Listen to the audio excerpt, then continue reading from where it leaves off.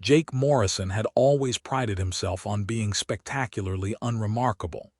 His greatest achievement to date was fixing the coffee machine in Sector 7 without getting electrocuted, which his supervisor had noted was a first. So when the plasma bombardment started raining down on Kepler 442b like the universe's worst fireworks display, his first instinct was to find the nearest maintenance tunnel and wait it out with a good book. The communications tower had been abandoned for 3 days, its crystalline structure half melted from enemy fire. Jake figured it was the perfect place to hide until the shooting stopped. He'd brought his toolkit, some ration bars, and a dog-eared copy of Advanced Fusion Reactor Maintenance, because nothing said optimism like studying for a job he might not live to perform. He was contemplating whether the author's explanation of plasma containment fields was complete nonsense when he heard the whimpering. "Oh, come on," he muttered, setting down his book. "I'm trying to have a nice, quiet existential crisis here." The sound came from behind a collapsed section of the tower's inner wall. Jake squeezed through the gap, his flashlight cutting through the darkness, and froze. A woman lay crumpled against the far wall, her breathing shallow and ragged. She looked human enough: 2 arms, 2 legs, the standard arrangement except for the ears. They were long, pointed, and currently drooping with what Jake's limited understanding of alien physiology suggested was either pain or extreme disappointment. "Well," he said, kneeling beside her, "this is either a very elaborate prank or I'm about to become the galaxy's most reluctant Good Samaritan." The woman's eyes fluttered open, revealing irises the color of liquid amber. She said something in a language that sounded like musical wind chimes having an argument with a computer. "Right, no universal translator," Jake said, digging through his toolkit. "Let me guess, you're asking for help or you're cursing my ancestors. Either way, hold still." He had basic medical supplies in his emergency kit, nothing fancy. The woman had a nasty gash on her arm and what looked like burns from energy weapons. As he worked, she watched him with an intensity that made him nervous. "You know," he said, applying synthetic skin to her wound, "most people would be screaming by now. Either you're incredibly brave or you've got some serious painkillers in your system."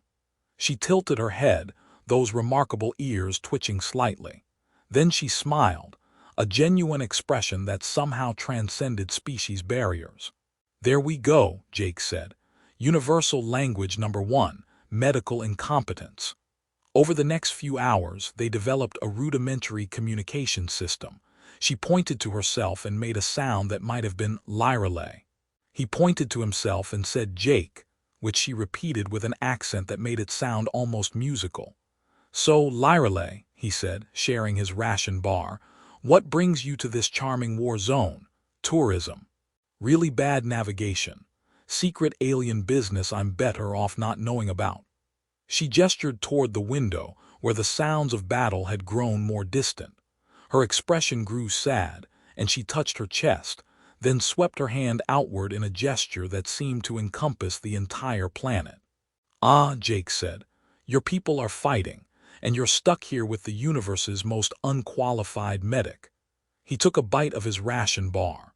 "Well, the good news is I've got 3 days of food and a fascinating manual on reactor maintenance. The bad news is I'm starting to think my career counselor was right about my lack of ambition." Lyrelay's ears perked up, literally, and she laughed. It was a sound like silver bells in zero gravity, and Jake decided that whatever else happened, making an alien laugh during a planetary war was probably going on his resume. By the second day, they'd established a comfortable routine. Jake would attempt to explain human customs while performing maintenance on the tower's broken systems, because old habits died hard, and Lyrelay would respond with gestures and expressions that suggested either deep cultural exchange or polite bewilderment. "See, the thing about humans," Jake said, rewiring a damaged communication relay, "is we have this talent for making everything more complicated than it needs to be. Take this war, for instance. I'm sure there's a perfectly logical reason for all the shooting, but I guarantee you it started with someone somewhere having hurt feelings." Lyreley nodded solemnly, then pointed to herself, then to Jake, then made a gesture that involved interlocking her fingers. "Friends?" Jake asked. "Yeah, I can do friends. Fair warning though, I'm not very exciting. My idea of adventure is trying a new flavor of nutrient paste." On the third day, the sky filled with ships. Not the angular, aggressive vessels that had been bombing the planet, but sleek craft that seemed to dance through the atmosphere. Their hulls shimmered with patterns that looked almost organic, and they descended with the grace of birds returning to roost. "Your people?" Jake asked. Lyreley nodded, but her expression was complicated. She stood, testing her weight on her injured leg, and gripped Jake's hand with surprising strength. She spoke rapidly in her melodic language, her ears standing straight up in what Jake had learned meant urgent attention. "Hey, it's okay," he said. "You're safe now. This is where we part ways, right? You go back to your people, I go back to fixing things that shouldn't be broken in the first place." But Lyreley didn't let go of his hand. Instead, she pressed something into his palm, a small device that felt warm against his skin. Then she leaned forward and kissed his forehead, a gesture so gentle and unexpected that Jake forgot to breathe. The rescue ships landed with ceremonial precision, and armed figures in elaborate armor rushed toward the tower. As they approached, Jake noticed they all had the same long ears as Lyreley, but theirs were decorated with intricate jewelry that caught the light like captured stars. "Okay," Jake said quietly. "I'm starting to think my new friend might be slightly more important than she let on." The guards surrounded Lyreley with obvious relief, and what Jake suspected was a fair amount of barely controlled panic. One of them, whose armor was so ornate it probably had its own gravitational field, approached Jake with a mixture of gratitude and suspicion. Lyreley spoke quickly to the ornate guard, gesturing toward Jake repeatedly. The guard's expression shifted from suspicion to something that might have been awe or terror or both. "I really hope she's telling you I'm harmless," Jake said, "because I am, aggressively harmless. I once apologized to a door for walking into it." As they prepared to leave, Lyreley turned back to Jake one last time. Her amber eyes held something that made his chest tight, and her ears, those wonderfully expressive ears, stood at attention in a way that seemed to convey a promise. Then she was gone, swept away by her people toward ships that looked like they were made of crystallized dreams.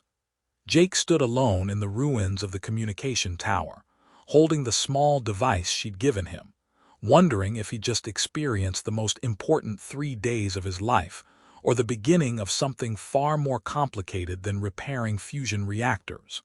In the distance, the war continued, but somehow it seemed smaller now, less significant than the memory of amber eyes and the sound of laughter like silver bells in zero gravity. 6 months later, Jake Morrison was back to his comfortable routine of fixing things that other people had broken spectacularly. His apartment on Luna Station was exactly as he'd left it. Small, cluttered, and featuring a coffee machine that made sounds like a dying whale but produced beverages that were technically caffeinated. He'd almost convinced himself that the whole Kepler 442b incident had been a stress-induced hallucination. Almost.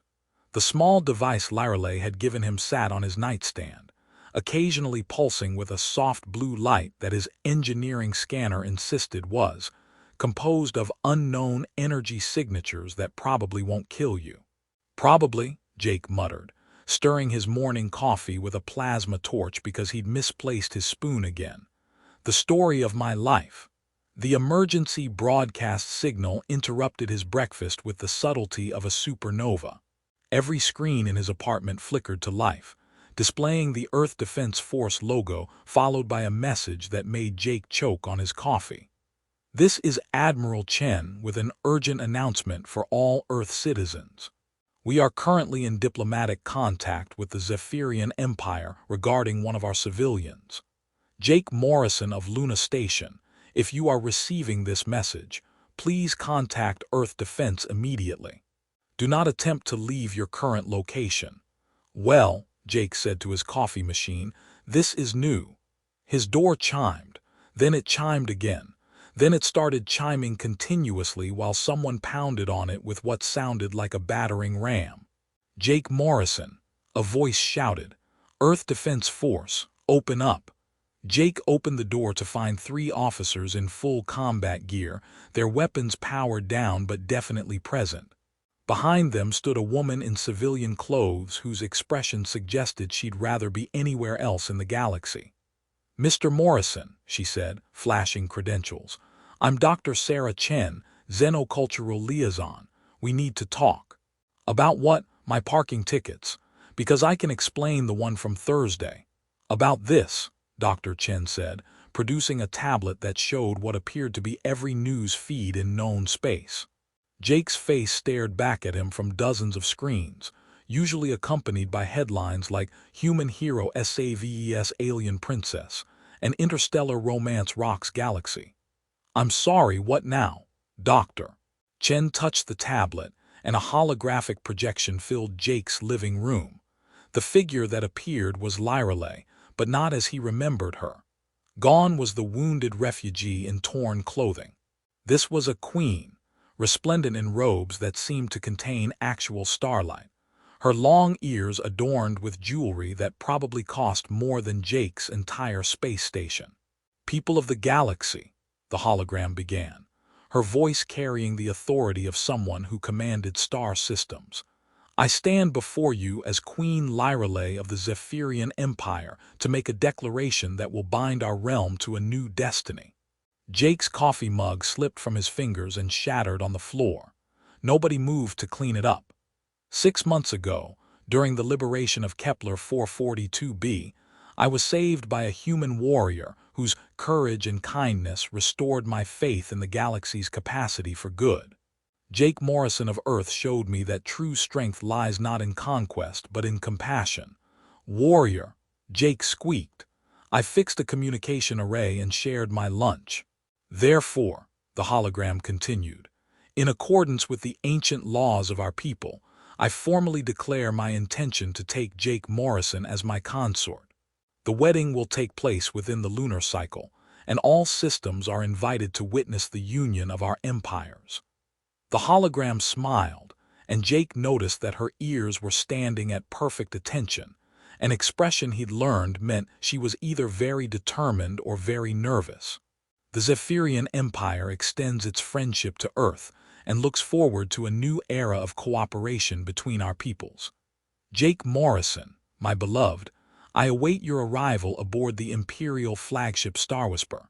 The stars themselves sing of our destiny." The hologram flickered out, leaving Jake's apartment in stunned silence.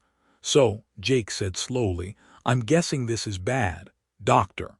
Chen pulled up another screen showing massive ships hanging in Earth's orbit like metallic storm clouds. "The Zephyrian fleet arrived 3 hours ago. They've been very polite, but they're also very armed, and they're not leaving until you give them an answer." "What if I say no?" According to their cultural attaché, refusing a royal marriage declaration is considered an act of war by approximately 1 billion Zephyrians. Jake sat down heavily on his couch. "I shared a ration bar with her. How does that translate to marriage?" "Apparently, sustained intimate contact during a crisis creates a spiritual bond in their culture. The fact that you treated her injuries and protected her for 3 days makes you legally betrothed under Zephyrian law. But I didn't know she was a princess." "Queen," Dr. Chen corrected. "She inherited the throne 2 months ago, which makes this significantly more complicated." Jake's neighbor, Mrs. Patterson, chose that moment to lean through his open door. "Jake, dear, there are some very large spaceships outside, and they're asking for you specifically. Also, congratulations on your engagement. I always knew you'd marry up." "Mrs. Patterson," Jake said weakly, "now is not the time." "Nonsense, I brought cookies for the diplomats. The ones with the long ears are very polite, though they keep asking about your heroic deeds, and I had to explain that fixing the building's air recycling system isn't exactly slaying dragons." One of the EDF officers stepped forward. Mr. Morrison, you need to understand the situation. Earth's entire relationship with the Zephyrian Empire, one of the most powerful civilizations in this galaxy, now depends on your personal decision. No pressure, Jake muttered. The device on his nightstand began pulsing faster, its blue light growing brighter. Dr. Chen's scanner started beeping frantically. Mr. Morrison, she said, what is that device? A gift from Lyreley. It's been mostly decorative until now. The device projected a small hologram of Lyreley, but this one was different, more personal, less formal. She was in what appeared to be her private chambers, and her expression was hopeful rather than regal. Jake, she said, I hope this message finds you well. I know my public declaration may have surprised you, but I wanted you to hear the truth from me personally. What we shared during those 3 days was real. Your kindness, your humor, your gentle spirit, these things are rare in the galaxy and rarer still in the life of a queen. Jake felt something twist in his chest as he watched her ears droop slightly. I will not force you to accept, but I hope you will consider it. The universe is vast and lonely, but with you, I think it might be less of both. The choice is yours, Jake Morrison. Whatever you decide, you will always have my gratitude and my friendship. The hologram faded, leaving Jake staring at the empty space where her image had been. Well, Mrs. Patterson said cheerfully, she seems nice. A little formal but nice, and those ears are quite striking. Dr. Chen cleared her throat. Mr. Morrison, we need your decision. The Zephyrian delegation is requesting a formal audience within the hour. Jake looked around his small apartment, at his broken coffee machine and his scattered engineering manuals, at the life he'd built out of comfortable mediocrity. Then he thought about amber eyes and silver laughter, about 3 days when he'd felt like he might actually matter to someone. If I say yes, he said slowly, what happens to Earth? Best case scenario, we become allies with one of the galaxy's superpowers. Worst case, you become a very pampered prisoner of war. And if I say no, best case, they leave peacefully and we never hear from them again. Worst case, we find out what act of war means to a civilization that can casually park a fleet in our orbit. Jake picked up the device, feeling its warm pulse against his palm. Somewhere out there, beyond the cold stars, a queen was waiting for his answer. A queen who remembered the taste of his terrible ration bars and the sound of his nervous jokes in the darkness. You know what, he said, I've spent my whole life fixing broken things. Maybe it's time to see if I can fix something that isn't broken yet. Dr. Chen raised an eyebrow. Is that a yes? That's a let's go meet some aliens and see if I'm about to make the best decision of my life or the worst mistake in galactic history. Mrs. Patterson clapped her hands. How exciting! I'll bring more cookies. The Zephyrian shuttle felt like flying inside a soap bubble made of liquid starlight. Jake pressed his face against the transparent wall, watching Earth shrink to a blue marble as they approached the massive flagship Starwhisper. The ship looked less like a military vessel and more like someone had convinced a mountain to float gracefully through space. First time on a Zephyrian craft? Asked his escort, a dignified alien whose ears were so long they'd been braided with silver thread. I'm Commander Velter and I'll be your cultural liaison. Does that mean you're here to stop me from accidentally declaring war? Jake asked. Among other things, yes. For instance, please don't touch anyone's ears without permission. It's considered either a marriage proposal or a challenge to single combat, depending on the firmness of grip. Right, no ear touching, got it. Jake paused. What about accidental ear touching, like if I trip? Pray you don't trip. The docking bay of the Starwhisper was vast enough to house a small city, filled with beings whose ear lengths varied from barely pointed to magnificently elongated. Jake noticed that the longer-eared individuals seemed to command more respect, while those with shorter ears performed more menial tasks. Genetic hierarchy, Commander Velter explained, noticing Jake's observation. Ear length indicates both noble bloodline and psionic potential. The Queen's ears are among the longest in recorded history. And mine are completely round, Jake said. What does that make me? Unique. Also, according to our xenobiologists, either highly evolved or catastrophically deformed. The jury's still out. They traversed corridors that seemed to pulse with their own internal light, past chambers where gravity flowed like water in gardens that grew in impossible spirals through the air. Jake's engineering mind was frantically cataloging technologies that shouldn't exist, while his survival instincts were screaming that he was way out of his depth. Mr. Morrison, Commander Velter said as they approached an ornate door, before we meet the Queen, there are some protocols you should know. First, never turn your back on royalty. Second, if she offers you food, you must accept at least one bite. Third, if anyone challenges your honor, immediately find me or another court official. Why would someone challenge my honor? Because you're about to marry the most powerful woman in the galaxy, and half the nobles think you're either a spy or incredibly unworthy. The other half think you're some kind of chosen one. Both groups are equally dangerous. The throne room was a marvel of crystalline architecture that seemed to exist in more dimensions than Jake's brain could process. Nobles with elaborately decorated ears lined the walls, their conversations creating a musical background that sounded like an orchestra tuning up. At the center, on a throne that looked like it had been carved from a single massive gemstone, sat Lyrelay. She was exactly as Jake remembered and completely different. The injured refugee was gone, replaced by a queen whose presence seemed to bend the very air around her. Her robes shifted color like oil on water, and her crown, a delicate creation of metal and light, perfectly framed her magnificently long ears.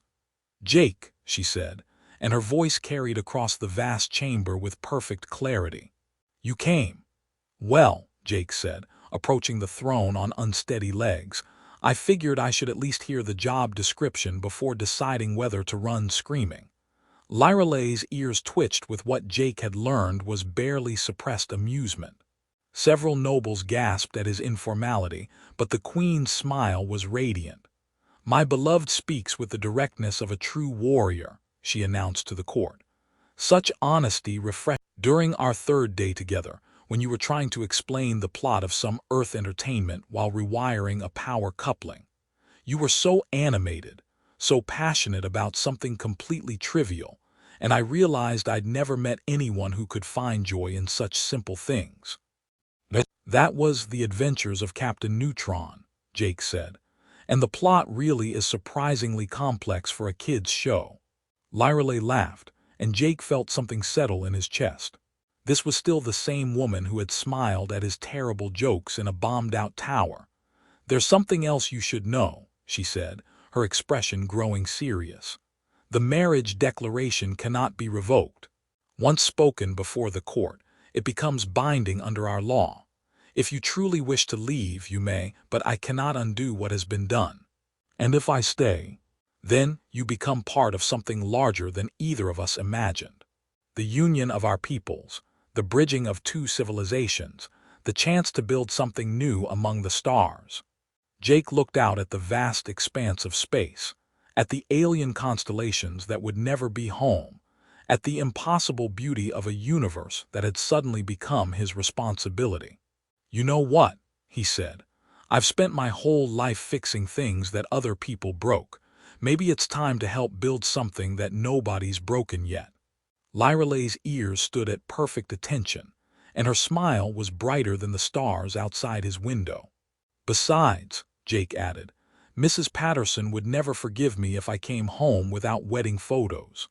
Jake's first week as the Queen's betrothed was like learning to swim in a pool filled with liquid politics and occasional gravity reversals. The palace's AI system, which everyone called the Whisper, had been programmed to help him navigate court protocol, but it had developed what Jake suspected was a sense of humor. "Lord Calvarian approaches from your left," the Whisper announced in his neural implant. "He's carrying a ceremonial blade, which either means he's planning to knight you or end your existence. Based on his biometric readings, I'd estimate 60-40 in favor of the latter. Thanks for the reassurance, Jake muttered, turning to face the approaching noble with what he hoped was a confident smile. Mr. Morrison, Lord Calvarian said, his voice dripping with the kind of politeness that usually preceded assassination attempts. I trust you're adapting well to court life. Like a fish to quantum vacuum, Jake replied. Poorly and with lots of confused flailing. The whisper chimed softly in his head. That was actually diplomatic. He's recalibrating his threat assessment. Lord Calvarian's ears twitched with what might have been reluctant amusement. Your honesty is refreshing. Perhaps you would join me for a tour of the palace's lower levels. There are some fascinating engineering systems that might interest you. Is this the part where I mysteriously disappear? Jake asked. Not today. I'm genuinely curious about your technical abilities. The quantum flux inhibitor repair has become something of a legend among our engineers. 3 hours later, Jake found himself elbow-deep in a gravitational field generator that had been malfunctioning for decades. The lower levels of the palace were a maze of impossible technologies, tended by Zephyrians with shorter ears who seemed genuinely excited to meet him. The problem, explained Chief Technician Mordek, whose ears barely peeked above his hairline, is that nobody wants to admit they don't understand the ancient systems. So we just keep adding patches until everything barely works. Classic engineering problem, Jake said, adjusting his scanner. Like putting a Band-Aid on a fundamental design flaw. He paused, studying the readouts. Wait, this isn't broken. It's just been programmed by someone who apparently thought gravity was a suggestion. You can fix it, Mordek asked hopefully. I can try. Fair warning, though. I once fixed a replicator so well that it started making improvements to my coffee. I came back to find it had achieved sentience and was writing poetry about the existential nature of caffeine. The repair took 6 hours and involved rewiring several systems that Jake was pretty sure weren't supposed to exist in the same dimension. When he finally activated the generator, the artificial gravity in the entire section stabilized for the first time in living memory. Incredible, Lord Calvarian said, and Jake detected genuine respect in his voice. You've accomplished in one day what our best technicians couldn't manage in years. I had an advantage, Jake said, wiping his hands on a cloth that Mordek had provided. I don't know enough about your technology to be intimidated by it. The news of Jake's success spread through the palace faster than gossip about scandal. By evening, he found himself surrounded by nobles who suddenly seemed interested in his unique perspective on various technical challenges. The quantum waste disposal system in the East Wing has been making disturbing noises, mentioned Lady Zephania, whose ears were adorned with small bells that chimed when she moved. Perhaps you could examine it. The hydroponics bay's atmospheric processors are producing what I can only describe as aggressive vegetables, added Lord Thessarian. The carrots have developed a concerning level of sentience. Jake was starting to suspect that the palace's technology was held together by wishful thinking and the occasional miracle. I'll add them to my list, he said diplomatically. Right after I figure out why my shower this morning tried to scan my DNA and suggest lifestyle improvements. That evening, Jake found Lyrelay in her private study, surrounded by holographic displays showing star charts, economic reports, and what appeared to be a real-time census of every living being in the empire. Rough day, he asked, settling into a chair that molded itself to his body with disturbing enthusiasm. 3 trade disputes, 2 border skirmishes, and a minor rebellion on Kepler 7, she said without looking up. The usual. How was your day fixing things? I accidentally became a folk hero among the engineering staff by making gravity work properly. Also, your brother invited me to a friendly sparring match tomorrow, which the whisper informs me is either a bonding ritual or a socially acceptable way to murder me. Lyrelay's ears drooped. Thalorin is complicated. He's not evil, but he's ambitious, and he sees my marriage to you as a threat to the Empire's stability. Is he wrong? I don't know, she admitted. Half the noble houses think I'm making a mistake that will weaken our position in the galaxy. The other half think I'm making a mistake that will strengthen it too much. Either way, it's apparently a mistake. Jake moved to stand behind her chair, careful not to touch her ears. You know what I think. What? I think you're the first queen in galactic history who's worried more about her people than her crown. That's either the mark of a great leader or someone who's about to get dethroned by people with better political instincts. Very comforting, Lyreley said dryly. I'm still working on my motivational speaking skills. Give me time. She turned to face him, and Jake was struck by how tired she looked. Jake, what if I'm wrong about this? What if I'm letting my personal feelings cloud my judgment? Then you'll figure it out and fix it, he said simply. That's what you do. You fix things. Just like I fix broken machines, you fix broken situations. And if I can't, then we'll figure it out together. That's what partners do, right? Lyreley's ears stood at attention, and she smiled for the first time all day. Partners. Well, I assume that's what husbands and wives are, when they're not being galactic political symbols. Their conversation was interrupted by an urgent chime from the communication system. A holographic figure appeared, Admiral Chen from Earth Defense. Your Majesty, the Admiral said, her expression grim. We've detected a fleet of unknown vessels approaching the edge of your territory. They're not responding to hails, and their energy signatures don't match any known civilization. How many ships?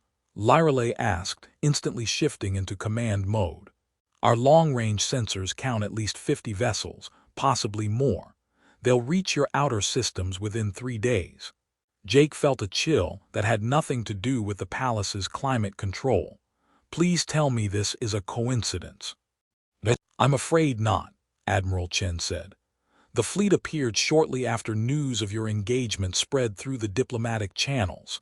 Someone, somewhere, is not happy about the alliance between Earth and the Zephyrian Empire. After the transmission ended, Jake and Lyreley sat in the sudden silence of the study. So, Jake said finally, mysterious enemy fleet, political intrigue, and a sparring match with your potentially homicidal brother. Tuesday's shaping up to be interesting. Jake, Lyreley said quietly, you could still leave. Return to Earth, be safe, this isn't your war. With respect, Your Majesty, Jake said, I think you're wrong. The moment I decided to help a wounded stranger in a bombed-out tower, this became my war. Besides, someone needs to keep the palace's gravity working properly, and I've apparently got a reputation to maintain. Lyreley's ears drooped with what Jake now recognized as overwhelming emotion. I love you, she said simply. I love you too, Jake replied, surprised by how true it felt. Even if your brother is going to try to kill me tomorrow. He won't kill you, Lyreley said. Seriously injure you perhaps, but not kill you. That would be poor form. Again with the motivational speaking, Jake said. We really need to work on that.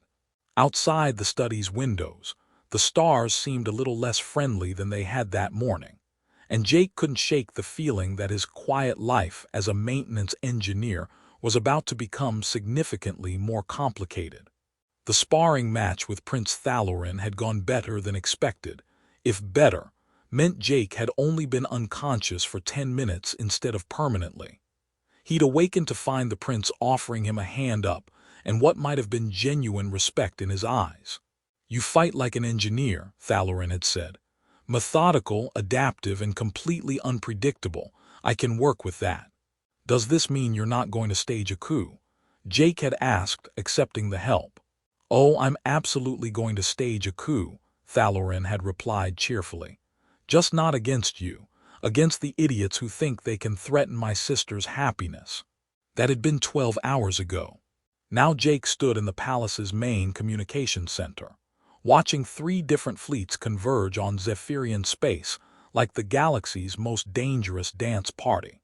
The mysterious attackers had been identified as the hegemony of Velter, a militaristic alliance that viewed the Earth-Zephyrian Union as an existential threat to their expansionist plans. So, Jake said to Admiral Chen's hologram, they're not here for the wedding cake. Definitely not, Admiral Chen confirmed. Intelligence suggests they plan to conquer Earth after dealing with smaller civilizations. Your marriage created an alliance they can't afford to ignore.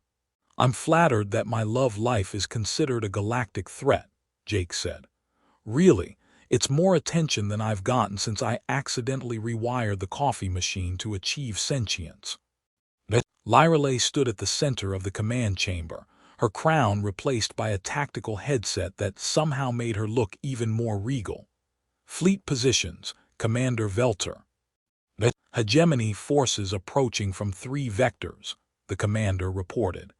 They're trying to force us into a defensive position around the capital system. And our allies, Earth defense, is moving to intercept Vector 2. The Andorian coalition is covering Vector 3. That leaves Vector 1 for us. Jake watched the tactical display with growing understanding. They're not trying to win, he said suddenly. They're trying to make sure everyone loses. Explain, Lyreley said. Look at the formation. They're positioning themselves so that any major engagement will cause massive casualties on all sides. They win if the alliance collapses, even if they lose the battle. Prince Thalorin leaned over the display. He's right. They're forcing us into a Pyrrhic victory scenario. So what do? Admiral Chen asked. Jake stared at the tactical display, his engineer's mind working through the problem. We don't fight them, we fix them. I'm sorry, what? Lyreley said. Think about it. They're attacking because they see our alliance as a threat. But what if we turned it into an opportunity instead? Jake, Admiral Chen said carefully, they're shooting at us. Negotiation seems unlikely. Not negotiation, demonstration. Jake turned to Lyreley. How fast can we get me to the Hegemony flagship? Jake Morrison, Lyreley said, her ears standing at full alert. If you're suggesting what I think you're suggesting, the answer is absolutely not. Why not? I'm apparently the galaxy's most unlikely diplomat. Time to lean into it. Because it's insane, Prince Thalorin said. Also brilliant, but mostly insane. I have a better idea, Lyreley said. What if we all go? Your Majesty, Lord Calvarian protested. The risk. The risk of doing nothing is greater, Lyreley interrupted. If Jake is right, this is our chance to turn an enemy into an ally. If he's wrong, at least we'll face the consequences together. 2 hours later, Jake found himself aboard a Zephyrian diplomatic shuttle approaching the Hegemony flagship. The ship looked like it had been designed by someone who thought subtle was a dirty word, all angular surfaces and weapons ports. I've changed my mind, Jake said to Lyreley. This is definitely the worst idea I've ever had. Too late now, she replied.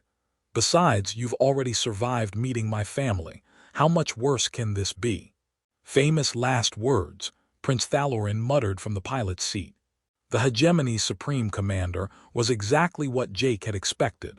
Tall, imposing, with facial features that suggested evolution had optimized for intimidation. Commander Vexhi's species apparently didn't believe in ears at all, which Jake found oddly reassuring. So, Commander Vexhi said after the formal introductions, you're the human who thinks he can prevent a war through the power of friendship. Not friendship, Jake said, engineering. I'm sorry. You're attacking us because you think our alliance threatens your expansion plans. But what if I could show you something that would make expansion unnecessary? Jake activated his portable holographic display, showing the technical specifications he'd been working on during the flight. This is a quantum resource multiplier. It can take raw stellar matter and convert it into any element or compound needed. Impossible, Commander Vexhi said, but Jake noticed he was studying the display intently. I thought so too, until I realized that Zephyrian gravity manipulation technology could be combined with human fusion processes and Andorian quantum field theories. 3 civilizations, 3 pieces of the puzzle. And you would share this technology. We would, Lyreley said, in exchange for peace and partnership. Commander Vexhai was quiet for a long moment. You realize this changes everything. Resource scarcity has driven galactic politics for millennia. That's the idea, Jake said. Instead of fighting over what exists, we create what we need. And if this technology fails, if it's a deception, then you'll have ships in position to destroy us all, Prince Thalorin said pragmatically. But you'll also have missed the chance to be part of something unprecedented. The negotiation took 6 hours. Jake spent most of it explaining technical details to skeptical hegemony scientists, while Lyreley and Thalorin handled the political implications. By the end, they had the framework for an agreement that would have seemed impossible that morning. You know, Commander Vexhai said as they prepared to leave, I came here expecting to fight a war. Instead, I'm going home with plans for the largest cooperative engineering project in galactic history. I have that effect on people, Jake said. Last week I fixed a broken elevator and ended up accidentally mediating a labor dispute. Back on the Star Whisper, Jake found himself in the observation deck, watching the 3 fleets slowly repositioning themselves from battle formation to something resembling a construction convoy. Tired? Lyreley asked, joining him at the window. Exhausted, also slightly terrified. We just promised to revolutionize galactic civilization. What if I'm wrong about the technology? Then we'll figure it out, she said, echoing his words from days earlier. That's what partners do. Partners, Jake repeated. I like the sound of that. They stood in comfortable silence, watching the stars.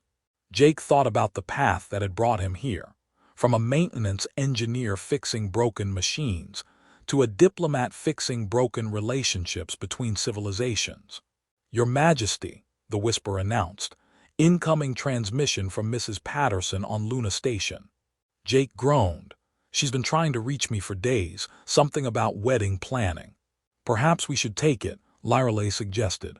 I'd like to meet the woman who raised such an extraordinary man. I should warn you, she's going to have opinions about the ceremony, strong opinions. Mrs. Patterson's hologram appeared, taking in the scene with the aplomb of someone who'd spent decades dealing with Jake's complications. There you are, dear, she said to Jake.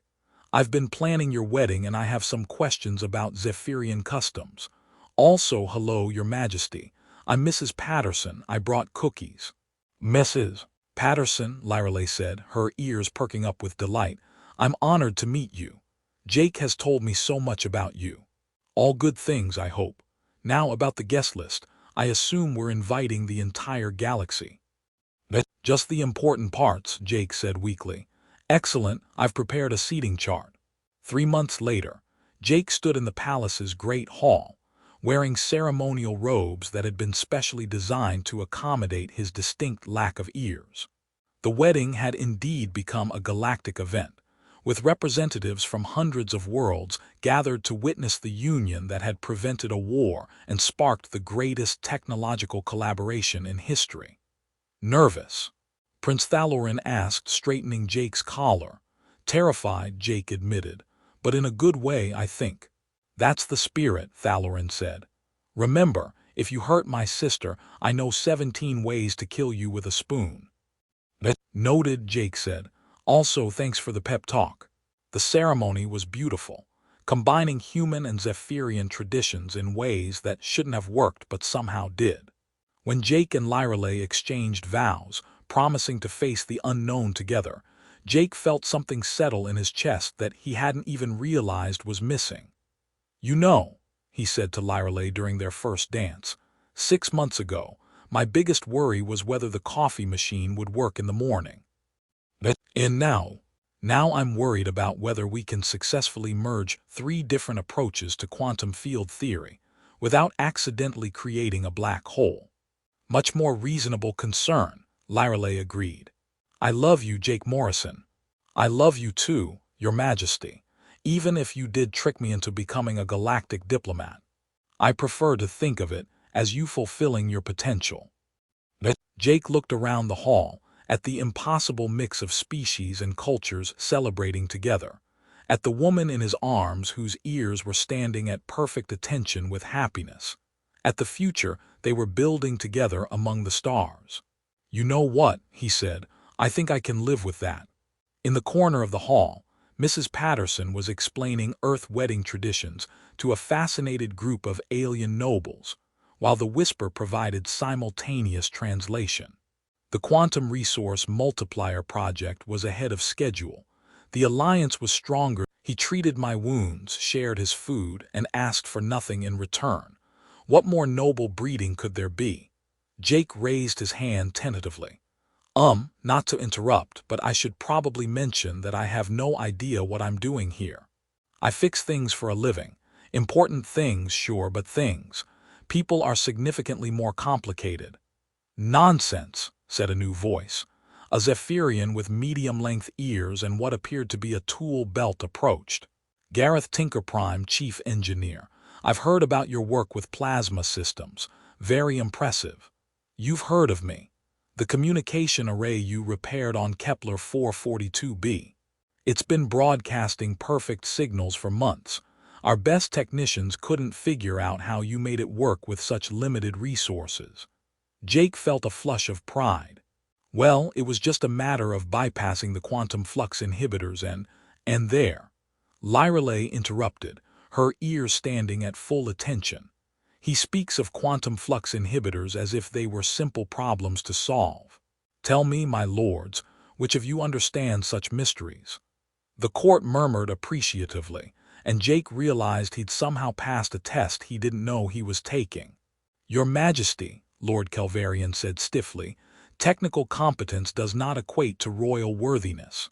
Perhaps not, said another voice, but it's more useful than most of what passes for worthiness around here. The speaker was younger than the other nobles, with ears that were long.